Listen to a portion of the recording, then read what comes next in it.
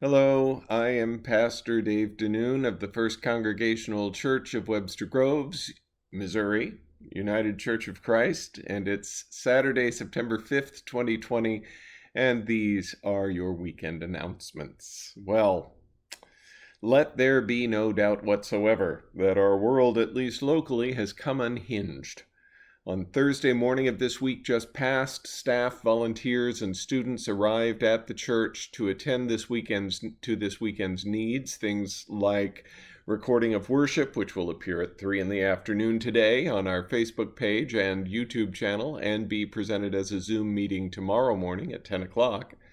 I was at the doctor's office for pre-op testing that morning and almost into the afternoon, and getting an orientation to my upcoming spinal surgery when I received a message about some graffiti that had appeared under the canopy of the church building's main entrance.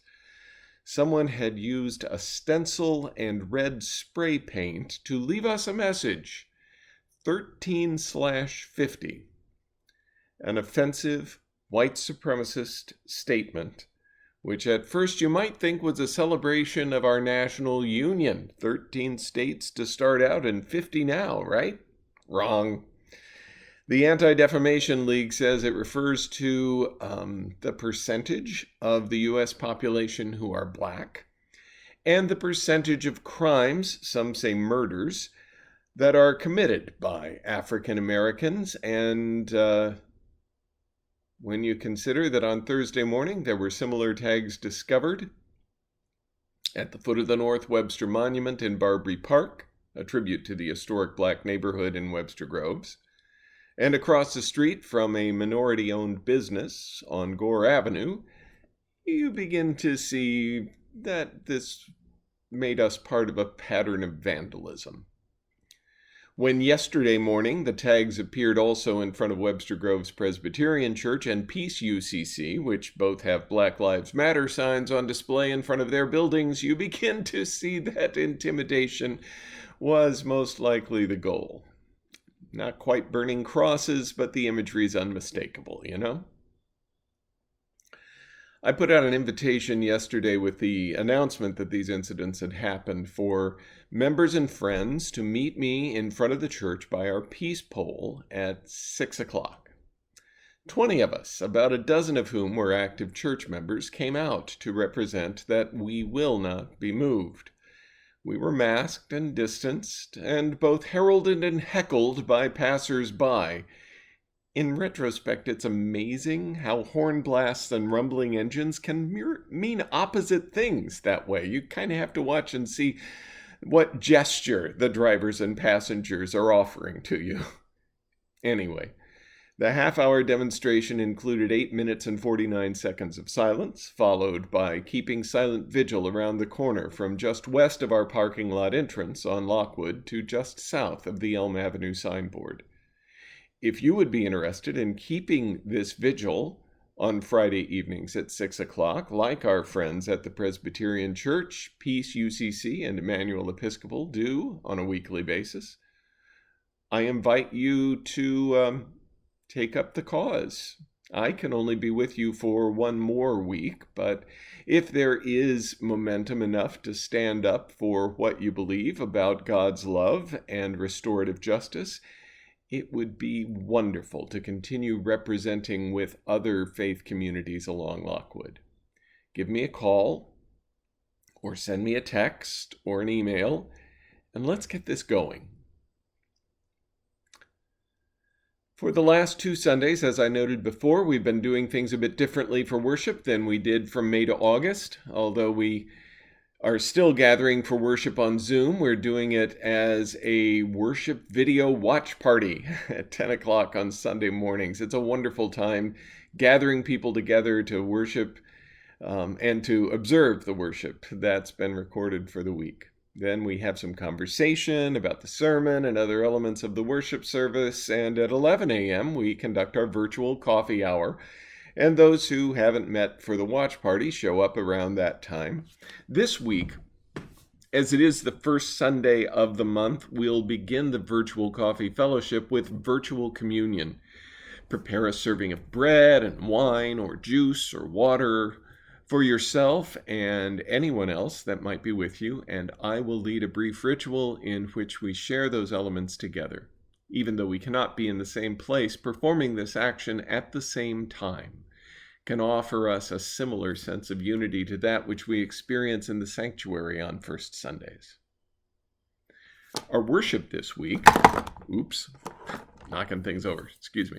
Our worship this week very appropriately considers Jesus' command to his followers that we be ready to love our enemies and to pray for those who persecute us.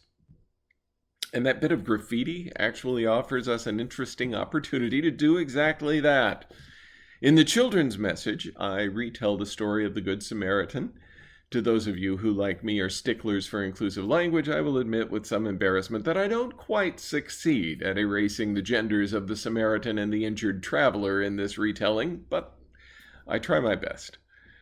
Both the children's message and the sermon are, they're based on concerns raised as the last step in our approach to true compassion, according to Karen Armstrong in her book, 12 Steps to a Compassionate Life.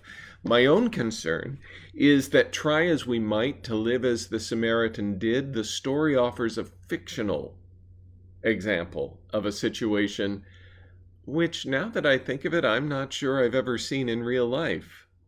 How about you? Okay, so here's a reminder.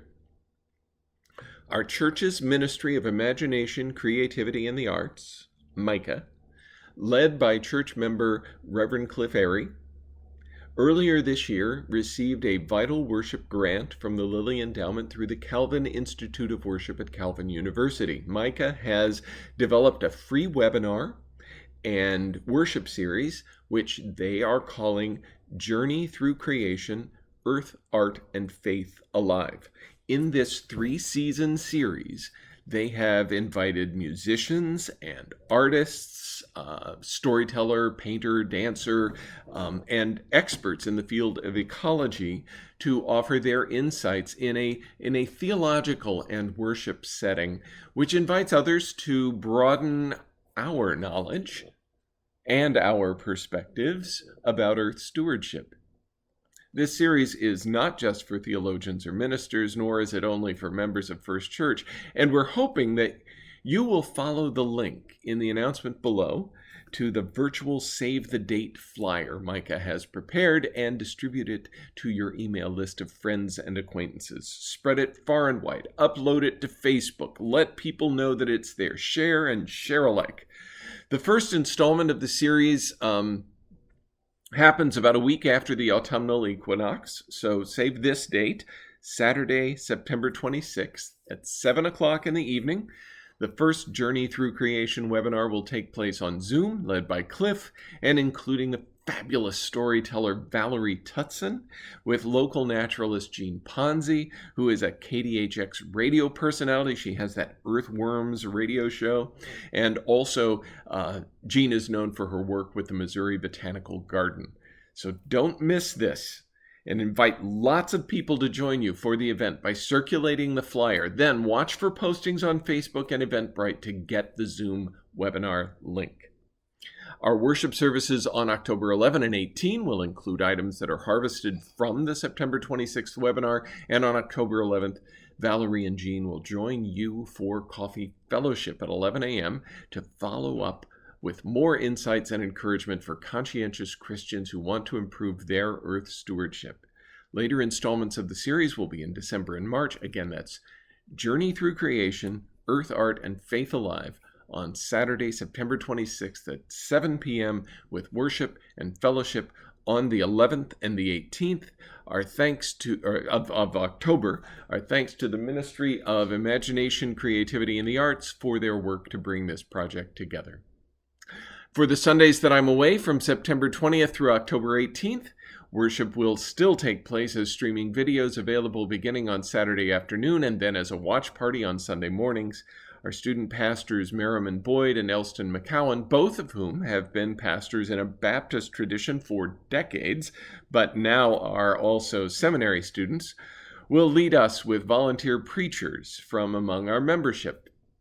Pastor Merriman on September the 20th, Reverend Sue Leary on September 27th, Reverend Jan Barnes on October the 4th, and she'll lead virtual communion during coffee fellowship that day. And then the 2 services I just talked about using our Journey Through Creation videos with Valerie and Jean on October 11th and Cliff on October 18th. On Wednesday afternoons at 3 o'clock, Pastor Elston will continue to host our sharing of joys and concerns in a prayer gathering on Zoom. This hour-long meeting allows parishioners a chance to talk together about what is troubling us and bringing us joy. From these prayer requests, we then assemble the prayer list for the week, but sometimes I'll tell you, we mention things that we agree we are going to keep confidential. So there can be prayers spoken there which we don't put in the list by request. If you would like to be in on those prayers as well as the publicly listed ones, you have to be in the prayer gathering on Wednesdays at 3. Meet Pastor Elston and me there this week, and Pastor Elston for the period of time that I'm gone. 3 o'clock p.m. on Wednesdays.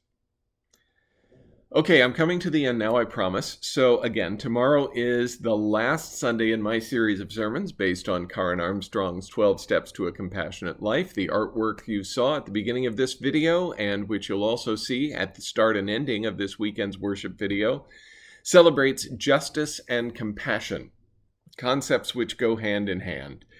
It was created by a volunteer artist for the study guide offered on the Charter for Compassion website. I mention all of this partly because I want to give credit where it's due, and partly because I want you to have the fullest appreciation you can of the depth and breadth of living compassionately.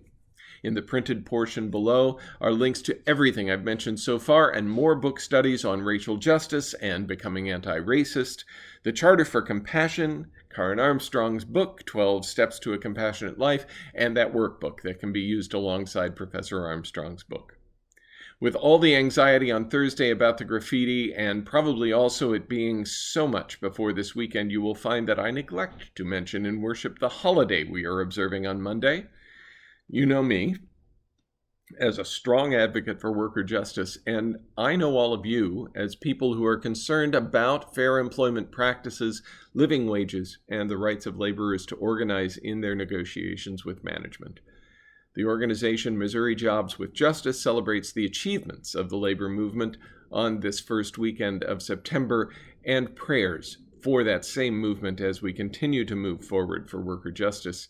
They invite churches, synagogues, and mosques to recognize labor from our pulpits, bimas, and minbars. Because I missed the opportunity to do so this week in worship, I'll offer you a prayer for a blessing of the work of our hands right now to close. Let us pray. Blessed be the works of your hands, O Holy One. Blessed be these hands that have touched life. Blessed be these hands that have nurtured creativity. Blessed be these hands that have held pain. Blessed be these hands that have embraced with passion. Blessed be these hands that have tended gardens. Blessed be these hands that have closed in anger. Blessed be these hands that have planted new seeds. Blessed be these hands that have harvested ripe fields. Blessed be these hands that have cleaned, washed, mopped, and scrubbed. Blessed be these hands that have become knotty with age. Blessed be these hands that are wrinkled and scarred from doing justice. Blessed be these hands that have reached out and been received. Blessed be these hands that hold the promise of the future. Blessed be the works of your hands, O Holy One. Amen. Thanks for joining me today. Those are your weekend announcements for today, Saturday, September the 5th, 2020. Peace be upon you.